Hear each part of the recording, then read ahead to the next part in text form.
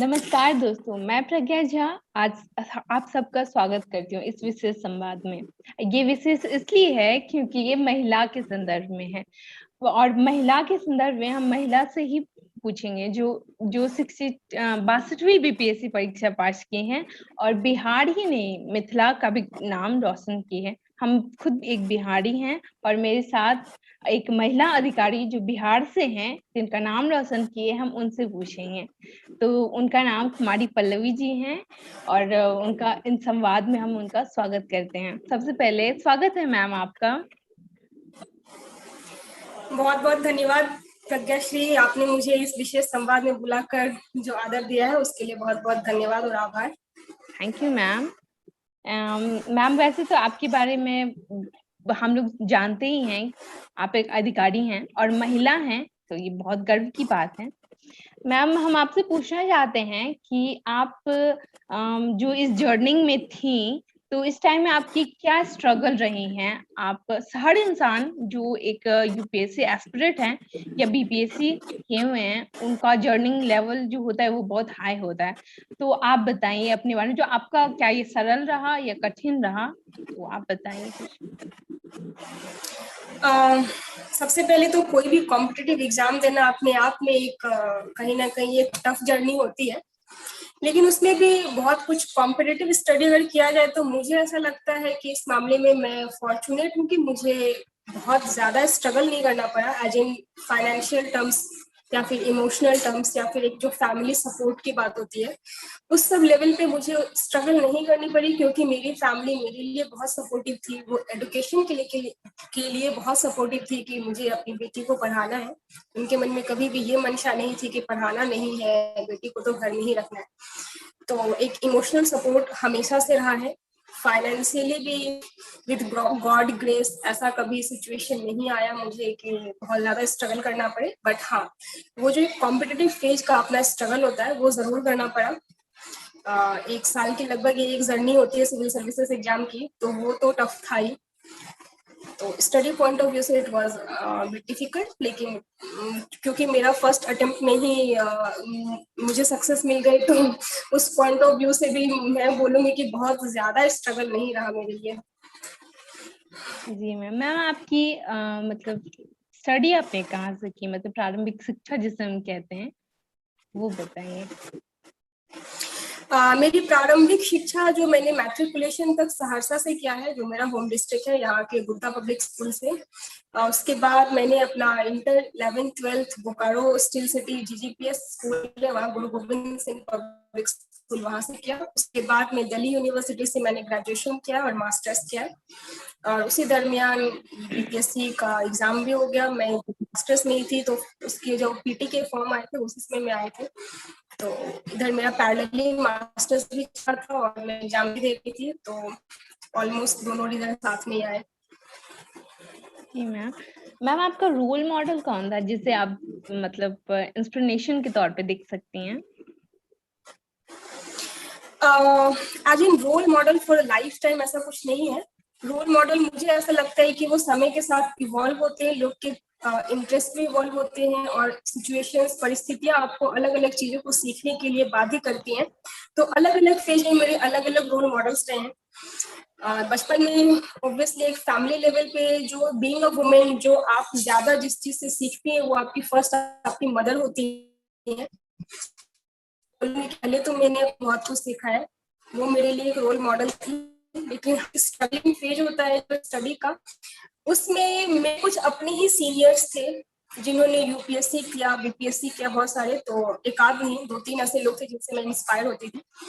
और as such ऐसा कोई सिंगल रोल मॉडल नहीं है मेरा। मैम आप पढ़ाई के दरमियान कभी किसी और चीज में रुचि जो आपको अच्छा लगता हो करना? बिल्कुल। मैं बहुत ज्यादा बुक होलिक टाइप की कभी नहीं रही कि एकदम नर्ड पढ़ना है मुझे।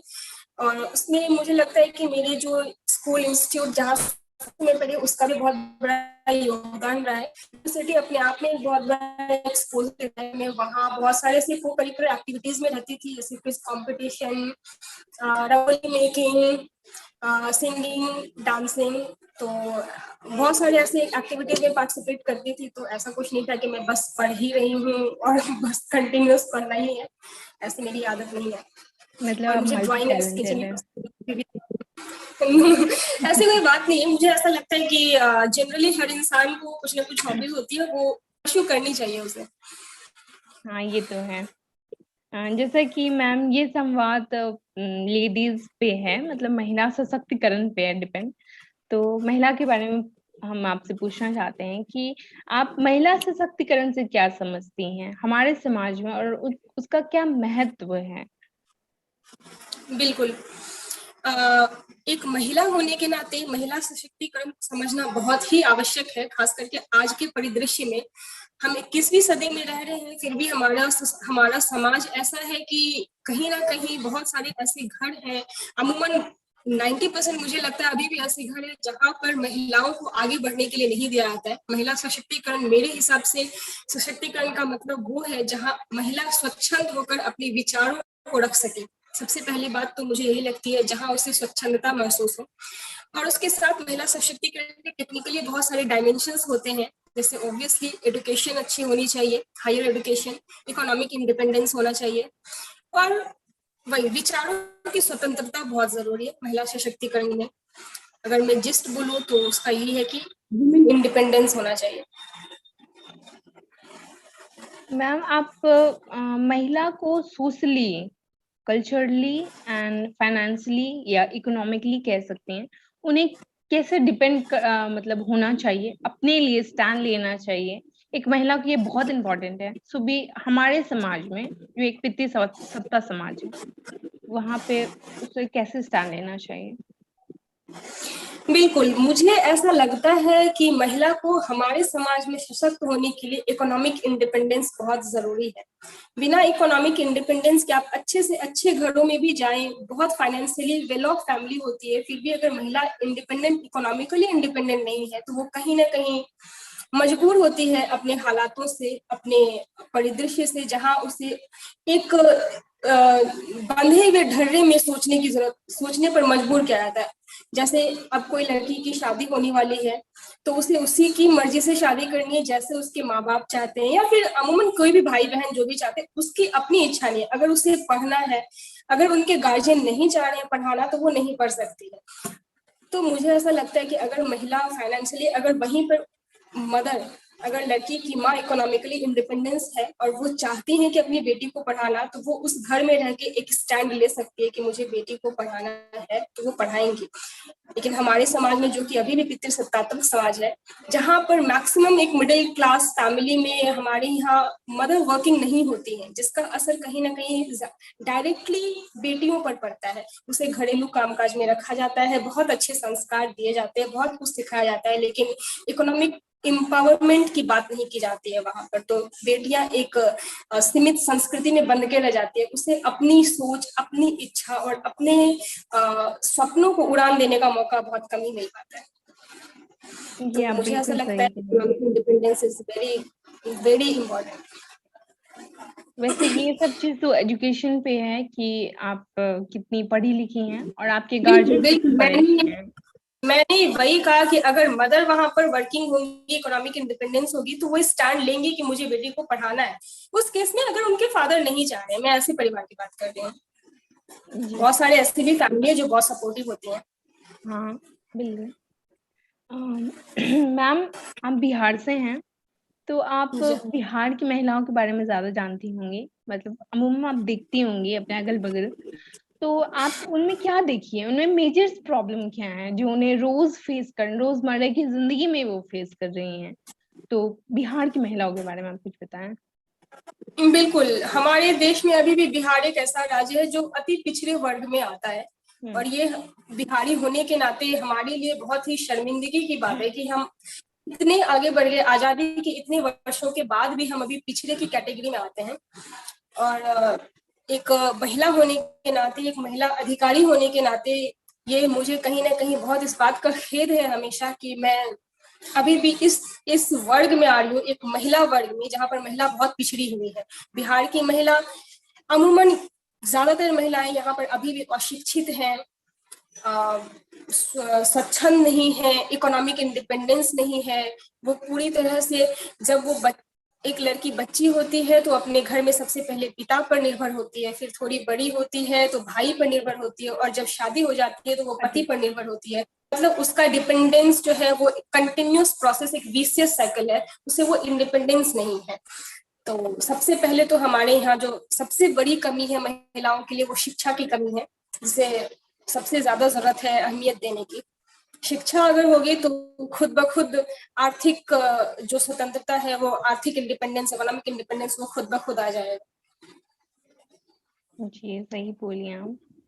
मैम आप एक महिला अधिकारी हैं, तो आप अभी बहुत अच्छा काम कर रही हैं, मतलब तो आप थैंक यू। अगर यूपीएससी कीजिएगा, मतलब अब ऑफ कोर्स आप करिएगा, तो आप महिला के लिए क्या करना चाहिए, स्पेशली ओनली फॉर वुमेन, क्योंकि बहुत पीछे है हम आज भी देखते 50% वुमेन जो है वही एजुकेटेड है हमारे भारत में। आप देख सकती हैं, ऐसे आप काउंट करिएगा तो आपको कम ही दिखेंगे, लेकिन आप 50% वॉकिंग देख सकती हैं, वो भी बहुत ही, मतलब आए दिन कुछ ना कुछ सुनते रहिएगा आप उसके साथ घटना। फिर भी तो आप उस लेवल में क्या करना चाहेंगे जो वो फ्रिक्वेंटली अपनी लाइफ जी सकती हैं, उन्हें किसी चीज की रोक टोक नहीं, या आप एक मतलब महिला के दर्द को समझ के आप उनके लिए क्या करना चाहेंगे इन फ्यूचर? बिल्कुल, इन फ्यूचर तो जो करना है वो मैं करूंगी। सबसे पहले मैं अपने प्रेजेंट की बात करती हूँ। जी मैं प्रेजेंट में जिस सर्विस में हूँ, मुझे ऐसा लगता है कि बहुत मुझे ऐसे मौके मिलते हैं, बहुत अवसर मिलता है, जहां मैं बीइंग अ वुमेन, एक वुमेन के हेल्प के लिए अपने आप को आगे बढ़ा पाती हूँ। जैसे अभी मैं एक मद्य निषेध सेवा में हूँ, बिहार सरकार की मद्य निषेध सेवा में, जो कि बिहार सरकार के द्वारा महिलाओं के लिए ही लाया गया है, महिलाओं के सशक्तिकरण के लिए, महिलाओं के वेल बीइंग के लिए लाया गया है। क्योंकि हमारे यहाँ, हमारे समाज में अभी भी बहुत सारे ऐसे तबके थे जहाँ पर हर रोज शराब पीकर डोमेस्टिक वायलेंस के बहुत सारे केसेस थे। तो मैं अभी एट प्रेजेंट भी ऐसे बहुत सारे केसेस देख रही हूँ, सॉल्व कर रही हूँ, जहाँ पर महिलाएं पीड़ित हैं, और मैं कोशिश करती हूँ कि इस तरह की जो समस्या है मैं उसको समाधान कर पाऊँ। बहुत सारी ऐसी महिलाएं मेरे पास शिकायत लेके आती हैं कि उनके पति या उनके घर में इन लॉ जो भी है वो शराब पीकर परेशान करते हैं। तो मैं वहां पर जाती हूँ, उन लोगों के केसेस को सॉल्व करती हूँ। एंड इन फ्यूचर की जब आपने बात की, जब मैं ऑब्वियसली यूपीएससी मेरा एम्बिशन है, मैं अगर उसे क्लियर करती हूँ तो हमेशा जो कोशिश मेरी रहेगी कि सबसे पहले महिलाओं की शिक्षा, महिलाओं की स्वास्थ्य एक बहुत बड़ी समस्या है हमारे यहाँ, अभी भी हेल्थ सिस्टम बहुत वीक है। मैं उसके लिए भी बहुत सारे काम करने की कोशिश करूंगी। सैनिटरी मेजर्स अभी भी बहुत कम है बिहार में, बहुत बेसिक नीड होता है ये। अभी भी गांव में ऐसे बहुत सारे जगह हैं जहाँ पर टॉयलेट्स नहीं है, महिलाएं इस वजह से सुरक्षित नहीं है। उन सब मुद्दों पर मैं काम करना चाहूंगी। जरूर मैम। वैसे जैसे कि मैम आपने बताया कि लोग मतलब महिलाएं पीड़ित हैं, अपने शराब पी के उसके हस्बैंड आते हैं, कजन्स आते हैं बहुत सारे, इसका क्या कारण है, इसका मूल कारण क्या है? क्या ऐसा तो नहीं है कि लोग चाहते हैं ऐसा करना या उनसे हो जाता है? ये ऐसा मूल कारण क्या है, ये शराब मतलब औरत पे क्यों ये इतना हॉबी है हर चीज में? बिल्कुल। जैसे मैं आपके सवालों से ये समझ पा रही हूँ कि आप एक्चुअली ये पूछना चाहिए कि सभी महिलाओं पर इसका अत्याचार क्यों होता है। हाँ बिल्कुल। हमारा समाज, हाँ, हमारा जो एक समाज का अभी जो ताना बाना है वो इस तरह से बनाया गया है, पितृसत्तात्मक समाज में, जहां पर महिलाओं को हमेशा से एक दमन करके रखने की एक ऐसी सोच है कि महिलाएं घर में हैं, महिलाएं चार दीवारी में कैद हैं, महिलाओं का काम है घर में रहो, खाना बनाओ, खाना खिलाओ, लोगों का सेवा करो, आदर करो। मैं ये नहीं बोल रही कि सारे लोग ऐसे हैं, लेकिन अभी भी बहुत ऐसे लोग हैं जिन्हें ये सोच, ऐसा लगता है जो वो शारीरिक कम हो चाहे मानसिक रूप से कमजोर है, इसलिए वो उनके कि वो आसानी से अगर अपना गुस्सा या अपना एक जो ईगो सेटिस्फाई करना होता है वो महिलाओं को दमन करके कर सकते हैं, तो वो ऐसा करते हैं। और ये भी सच है हमारे समाज में आज, और ये बहुत एक हार्श ट्रुथ है और बहुत शर्मिंदगी की बात है कि सच में महिलाएं कमजोर हैं और वो अत्याचार को सहती हैं।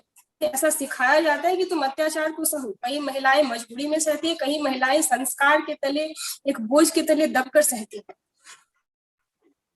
गलत है।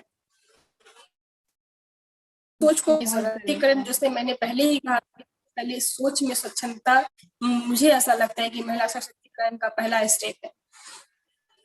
बिल्कुल, जब तक सोच नहीं बदलेगा तब तक समाज भी नहीं बदलेगा।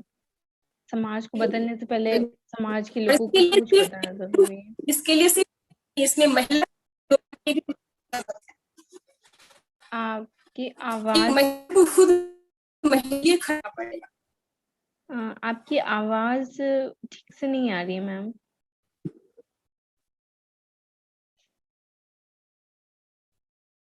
कोई बीच में नेटवर्क अभी आ रही है, अभी आ रही है। थोड़ा सा लग रहा था नेटवर्क इशू था, कोई बात नहीं, अभी आ रही है। मैम आप सुपौल में अभी कार्यरत है ना? तो आपको कभी कोई, क्योंकि आप एक मतलब महिला हैं, तो बहुत सारे जेंट्स कैंडिडेट भी होंगे आपके साथ, जिसके साथ आप एवरीडे काम करती हैं। तो आपको कभी भी कोई भी खुद, मतलब आप एक अधिकारी के तौर पे, नॉर्मल लड़कियों के साथ तो आप समझ सकती हैं बहुत सारी प्रॉब्लम्स होती होंगी, लेकिन आप एक अधिकारी के तौर पे आपको कभी भी सिस्टम को लेके कोई किसी बात की खराबी हुई है या लगी है कि नहीं ये चीज सिस्टम में भी नहीं होना चाहिए, तो आप उसके बारे में कुछ बताइए अपने एक्सपीरियंस के मुताबिक। बिल्कुल, ये कोई बहुत बड़ी बात नहीं है सरकारी तंत्र में, या फिर मैं सरकारी तंत्र की बात ना भी करूं, हर जगह अभी भी हमारे समाज में, हमारे देश में लोग इतने यूज्ड टू नहीं है कि आपके पीयर ग्रुप में एक वुमेन काम कर रही है, they are not very comfortable. मुझे ऐसा लगता है खास करके मैं जिस सर्विस में हूँ, एक यूनिफॉर्म सर्विस में होने के वजह से अभी भी यहाँ पर मेल डोमिनेंस है। मेरे ऑफिस में मेल ज्यादा है, मैं एक एज एन ऑफिसर, मैं एक सिंगल ऑफिसर हूँ जो लेडीज हूँ, तो ये बात भी खलती है, बिल्कुल भी खलती है। और डे टू डे लाइफ में आपको कभी ना कभी इस तरह से फील होता है कि लोगों को अभी भी ऐसा लगता है, मैं ऑफिसर बन भी गई हूँ, मैं उस पोजीशन पे भी हूँ, फिर भी लोगों को ऐसा लगता है कि नहीं शायद ये लड़की है, ये ऐसा नहीं कर सकती है। तो ये सोच को बदलना भी जरूरी है। मतलब और ये है, नहीं है कि बदल नहीं रहा है, धीरे धीरे ऐसी धारणाएं टूट रही हैं। तो सही कह रहे हैं आप। वैसे मैम आप बिहार की महिलाओं को क्या संदेश देंगी जो उन्हें अच्छे से पढ़ाई करनी चाहिए? मतलब पढ़ाई ज्यादा इम्पोर्टेंट है, जैसे कि आपने बताया एजुकेशन मस्ट है, बिहार ही नहीं ओवरऑल पूरे वर्ल्ड में एजुकेशन बहुत इम्पोर्टेंट है, तभी कोई आगे बढ़ सकता है। तो उन्हें पढ़ाई से उन्हें अपनी फैमिली चलाना हो, अपने सपने को पूरा करना जो कि बहुत जरूरी है, तो उनके लिए आप क्या संदेश देना चाहेंगे?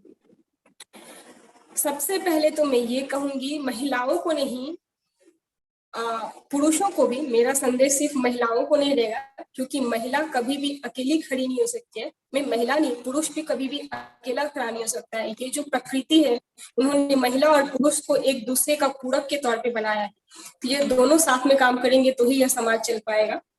तो मैं सबके लिए ये संदेश देना चाहूंगी, जो माता पिता है, जो हस्बैंड है, जो भाई है, हर किसी को, कि महिलाओं आगे बढ़ने के लिए प्रेरित करें, उन्हें शिक्षा दें। बेटियां किसी से कम नहीं होती हैं, अगर आप उन्हें आगे बढ़ाते हैं, उन्हें शिक्षा देते हैं, तो वो बेटों से ज्यादा अच्छा काम करके दिखाएंगी, ऐसा डेटा है। मैं ऐसे लड़की होने की वजह से नहीं कह रही, लेकिन ये सच में एक गौरव की बात है कि ऐसा देखा गया है कि अगर आप लड़की पर ज्यादा खर्च कर रहे हैं, लड़की पर जितना इन्वेस्ट कर रहे हैं, वो आपके लड़कों के दुगुना आपको फल देती है। तो लड़कियों को जरूर पढ़ाएं, उन्हें आगे बढ़ने के लिए प्रोत्साहित करें। मैं हर पति, हर भाई, हर पिता से कहूंगी कि सबसे पहले तो लड़की पर विश्वास करना सीखें। विश्वास ही उड़ान की एक पहली नींव होती है, मुझे ऐसा लगता है। आप अगर विश्वास करेंगे तो ही आप पतंग को ढीली छोड़ते हैं ऊपर उड़ने के लिए, तो उसे उड़ने का मौका जरूर दें। बाकी और सबों को, जितनी भी महिलाएं हैं, लड़कियां हैं जो तैयारी कर रही है, मैं सबको शुभकामना दूंगी और कहूंगी कि हिम्मत नहीं हारना है। हो सकता है आपके प्रतिकूल परिस्थिति बहुत सारी आए, लेकिन कभी भी अपने आप को कम नहीं आंकना है। जिंदगी में देखिए कि आपसे भी कमजोर, आपसे भी मुझे ऐसा लगता है प्रतिकूल परिस्थिति में बहुत सारे ऐसे लोग हैं जिन्होंने अपने जज्बे को बनाए रखा है, तो उनको देखकर अगर आप प्रेरित हो सकती हैं तो बिल्कुल प्रेरणा लें, लेकिन आगे बढ़ने का जज्बा कभी ना छोड़ें। ये तो बहुत बड़ी बात बोली हैं आप। वैसे मैम आपको कभी भी ये लास्ट सवाल होगा आपसे, आपको कभी कभी भी आपको फैमिली में, जैसे कि आपके भाई होंगे, आपके कजिन्स होंगे, बहुत सारे लोग हैं, वहां पे आपको कभी भी कम हापा गया है? कभी भी इन केस आप एक लड़की के थ्रू में बोलिएगा कि आपको कभी कम हापा गया है, या कभी आपको कहा गया है कि आप नहीं कर सकती हैं? इनफैक्ट आपकी मम्मी पापा, गार्जियन का बहुत रोल, बड़ा रोल होता है लड़कियों के लिए। सभी माँ का बहुत बड़ा होता है, जो अपनी बेटी के साथ रहे। कहते हैं कि जब बेटी बड़ी होती है तो माँ उसकी सबसे पहले दोस्त होती हैं। तो आपकी मम्मी बिल्कुल का बिल्कुल। रोल क्या रहा आपके सक्सेस में, आपकी जर्नी में? आपकी मम्मी का रोल क्या रहा? सबसे पहले तो मैं आपके जो सवाल है उसके प्रथम हिस्से का जवाब देना चाहूंगी कि मैंने बार बार बहुत पहले ही कहा स्टार्टिंग में ही कि मैं इसमें अपने आप को बहुत ही भाग्यशाली मानती हूँ कि मुझे ऐसा परिवार मिला, ऐसी फैमिली मिली जो हमेशा से मेरे लिए बहुत ही सपोर्टिव थी। उन्होंने कभी लड़का लड़की में भेद नहीं किया, तो ये अपने आप में एक बहुत भाग्य की बात है हमारे समाज के लिए। दूसरी बात, जहां तक बात है कम आंकने की, तो ऑब्वियसली मेरे अपने पेरेंट्स ने कभी नहीं आंका, लेकिन हाँ, अब आप जिस समाज में रहते हैं आप उसको रोक नहीं सकते हैं। बहुत सारे ऐसे लोग मुझे भी अपनी जर्नी में मिले, आम जिंदगी में भी मिलते हैं, जो जिन्हें ऐसा लगता है कि शायद मैं ये ना कर पाऊं। अब तो जब मैंने एक कुछ मुकाम हासिल कर लिया है तो बहुत लोगों को विश्वास होने लगा है। बहुत सारे ऐसे पहले जर्नी में ऐसे लोग थे जिन्हें लगता था कि अरे अब कितना पढ़ेगी, अब शादी कर दीजिए, लड़की बड़ी हो गई है, इतना भी नहीं पढ़ाना है, ऐसे लोग आते रहते हैं।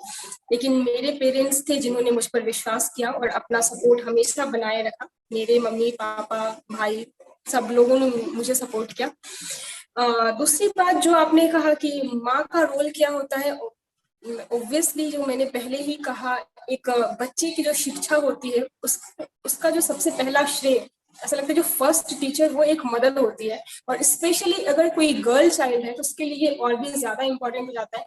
लड़कियां हमेशा अपने माँ के नक्शे कदम पर चलती है, और माँ अगर मजबूत हो तो लड़कियां आगे जरूर बढ़ती हैं। मुझे और मैं कहूंगी कि मैं बहुत भाग्यशाली हूँ कि मैं ऐसे माँ की बेटी हूँ जिन्होंने मुझे हमेशा मेरे लिए एक स्टैंड रखा, हमेशा एक रीढ़ बनकर खड़ी रही मेरे लिए कि नहीं, मुझे अपनी बेटी को पढ़ाना है, आगे पढ़ाना है। और आज भी वो रीढ़ कायम है मेरे साथ। तो सपोर्ट सिस्टम रहता है जब माँ बाप आपके साथ रहे तो। बिल्कुल, और ये सच में ये बहुत ही इम्पोर्टेंट होता है कि आपके फैमिली आपके लिए इमोशनल सपोर्ट बिल्कुल खड़े रहे। मैम एक और आखिरी, आप मतलब ठीक है, वुमेन के बारे में आप बताएं, बहुत मतलब बहुत अच्छा लगा और हमें भी कुछ सीखने को मिला, और इनफैक्ट इस संवाद से और लोगों को भी बहुत कुछ सीखने को मिला होगा और लोग सीखेंगे भी। मैम आप पढ़ाई से रिलेटेड अपने बारे मतलब कैसे लोगों को पढ़ना चाहिए?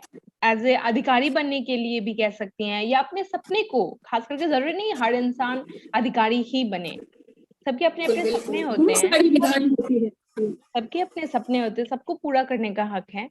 तो आप उनके बारे में बताइए जो उन्हें हमेशा किस तरीके से पढ़ाई करना चाहिए और हमेशा अपने कार्य को लेके तत्पर रहना चाहिए, आप अपने एक्सपीरियंस के हिसाब से। सबसे पहले तो अगर मैं इसको सेग्रीगेट करके बोलना चाहूंगी कि अगर अलग अलग सपने, जैसे आपने कहा ऑब्वियसली हर कोई अधिकारी बनने के लिए नहीं पढ़ता है, सबके सपने अलग होते हैं, सबके शौक अलग होते हैं। तो जो लड़कियां अगर सिविल सर्विसेज का प्रिपरेशन करना चाह रही है तो मैं उनसे ये कहना चाहूंगी कि अगर आप बाहर नहीं जा पा रही हैं किसी भी वजह से, चाहे आर्थिक तंगी की वजह से या फिर कोई सामाजिक परेशानी है या फिर बहुत सारे ऐसे रीजन होते हैं, अगर आप आगे बाहर कहीं नहीं जा पा रही है तो इसमें कभी भी निराश होने की जरूरत नहीं है, क्योंकि आजकल इंटरनेट पे ऑनलाइन इतने सारे सोर्सेस अवेलेबल है कि आप घर बैठे भी पढ़ाई कर सकती हैं। बहुत ही आसान हो गया है। बस जो जरूरत है वो आपकी लगन की जरूरत है, आपकी मेहनत की जरूरत है और ऑनेस्टी की जरूरत है। अगर आप ईमानदारी से पढ़ेंगे तो आप अपने लक्ष्य को जरूर हासिल करेंगे। जहां तक दूसरे किसी सपनों की बात है, तो सपने के लिए तो एक पैशन होना चाहिए जो आपको उसको पूरा करने में हमेशा मदद करता है। तो पैशन कभी मत छोड़ें, जो भी आपको करना है उसको दिलो जान से कीजिए। वो कहते हैं ना कि अगर आप किसी चीज को शिद्दत से चाहो तो पूरी कायनात उसे मिलाने में लग जाती है। मुझे ऐसा लगता है कि ये इसमें सही है, मैं इस पे बिलीव करती हूँ। जिस्ट मेरा यही है। अरे बहुत बड़ी बात है, ऐसा होना भी चाहिए। कोशिश कर रहे हैं हम लोग भी कुछ करने का। Hope so.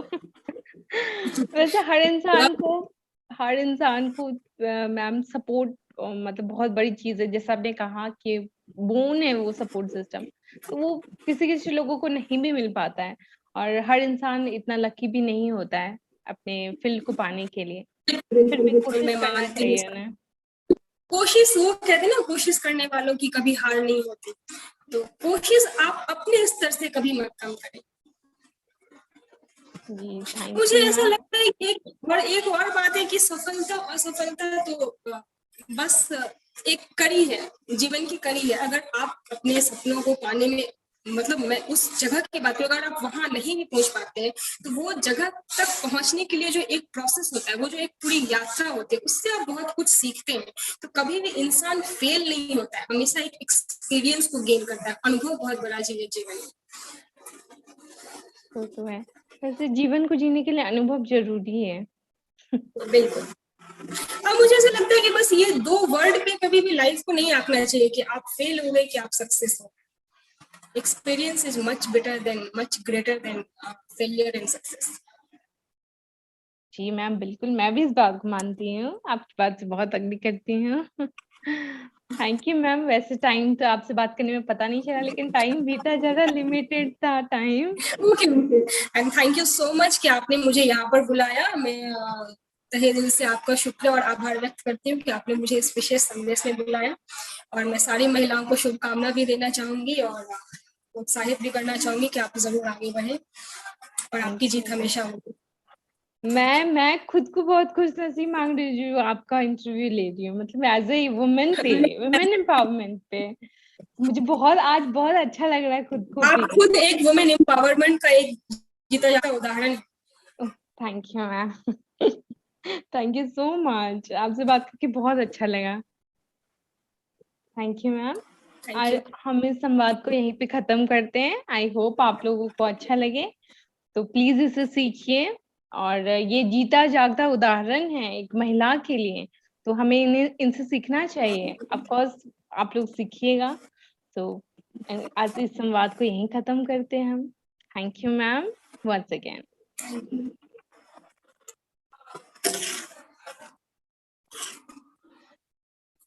ये